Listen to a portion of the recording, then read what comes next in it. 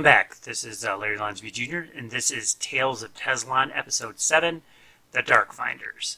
This episode deals with a race of parasitic, symbiotic humanoids that can move from body to body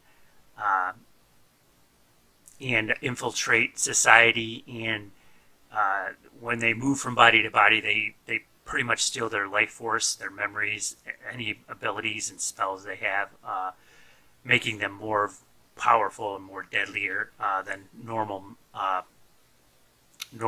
races in Tezlon. A lot of the Darkfinders in Divan, the race is called Divan, and a lot of them tend to try to find powerful and skilled people to infiltrate, or people in high hierarchy in society, like kings and royalty and nobility. They try to take over Majan that are powerful so that they can utilize their abilities and stuff. I did record a previous chapter about Darkfinders and Divan dragons. The Divan dragons are a subset race of the Divan and the Darkfinders, which I'll explain more later down the road. But for the most part, I hope you enjoy this episode. I'm going to let the recording play for the Darkfinders chapter so that it explains more detail about the Darkfinders, and there's concept sketches throughout of different Darkfinders and the hosts that they take over. So I hope you enjoy, and I will talk to you next time. This small chapter will deal with Darkfinders in Divan dragons. A Darkfinder is like a Majan, but as I previously stated in the Majan chapter, they tend to be more leaning towards more evil and darker intentions. They do not replace the mana that they use. Your basic Darkfinder, which is a Dark Majan, normally will pull the mana from the land into them, the raw mana. And this allows them to cast deadlier and more powerful flow spells. But in the exchange for this, the mana does break down their physical form in their body. Over time, they will die from it, because they do not allow the body time enough to saturate the mana into their system like the Majan do. Normally, there are very few Majan, or I should say Darkfinders, that carry crystals with them, mostly enhancement crystals that allow them to cast even more deadlier and more powerful spells. Those crystals usually get burned out because of the raw mana being pulled from them.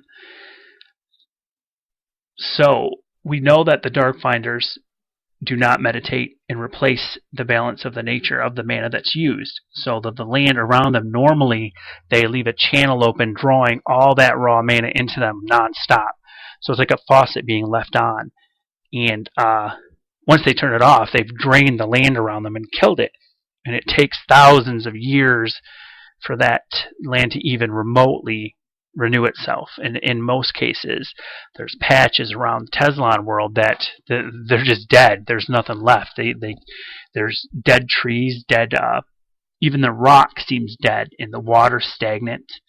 The Divan are a race of symbiotic dragons. They're like dragons. A lot of them don't have wings. They're more or less like if you could picture a dragon without wings. They're smaller and they move really quick. They can take on physical forms. They are, in a way, shapeshifters because of the shadow magic that they use. They are known to, when their core body, their main body has been damaged, they're able to, for a limited time, move from that body almost like a shadow form, and move to another body and attempt to possess it. If they possess that body, they then try to bond with that body. This gives them more time in another body when their old body has been left behind. The problem with that, though, is if they If they go from one body to another, they are vulnerable in that time period. They can only last outside of a non-magic body for probably about 2 to 3 days. And if they do not have magic, is what sustains their hunger and keeps them alive. Their normal Devon dragon bodies are magical, so once that is destroyed, they have to find a Majan or somebody else that has the capability of channeling magic. If they do not, they will die permanently. Well, their vehicle, their spirit will go on to another plane, but they essentially will die if they do not find another body. So it is popular for Devan dragons to actually seek out powerful Majan. And once they have found a way to defeat them or sneak attack on them to take them over, they will begin the process of bonding. And a lot of times bonding can be successful and it cannot be. It depends on the mind and the willpower of the actual Majan they are trying to take over. If it's a strong one, it will be over a period of time. And if the Devan assumes that this host, because you could say that Devan is almost like a parasite, if it realizes that this is going to be a long haul, that they're not going to be able to just take the Majan over, the person over, they will play a waiting game. They will sit and wait inside and not do anything but slowly feed off the mana. And what they will do is give suggestions. And over a period of time, the Majan may be doing stuff that they don't even realize until it's too late. Also, this allows the Devan to bond with that being. So once they bond, they can control them. They can essentially make them do things that they don't even want to do, to eventually trapping that person, their essence and their thoughts, into a prison, allowing the Devan to come forward and actually take control of the body and pushing the subconscious of the actual person into a prison inside and moving on. So it's not common, it's not uncommon that the Devan dragons, when they take over a subject, that body gets damaged, they move on to another one. What happens is they end up keeping that subconscious, that soul or that spirit of that person that they had previously bonded. Now this only happens with bonded. If they do not bond and they leave that body a mess, when they leave, and that is a possibility that person could die if they don't bond them. The process of them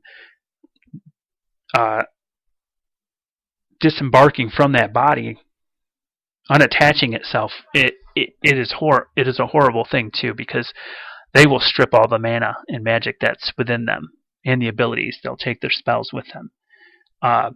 This is also a downside too, because the Devan dragons then become more and more powerful because they pick up spells and abilities and combat and knowledge and stuff from body to body. It also makes them really hard to detect as well, because you don't usually know they're there until it's too late. And as you well know, Nerzaya, one of the main characters, actually has that happen. And over a period of time, Araquix, the dragon, actually possesses him. It takes him over. So you essentially have a hero, a good guy, that has been taken over by a great evil. So you could look at it as them being a parasite type race. Once their natural born body is destroyed or wounded, they're able to move about for 2 to 3 days without a body until they find one. I'd say with a human or humanoid, non-magical, probably about a month.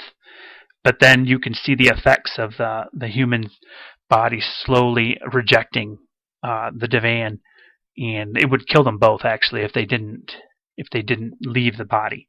And it would most likely kill the human once the Devan leaves the body for a magic user or channeler, because human body can't withstand the intrusion of the Devan, which would basically siphon their life force from them in order to keep themselves alive. So that's basically the end of that. And we will talk more about where the Divan Dragon came from.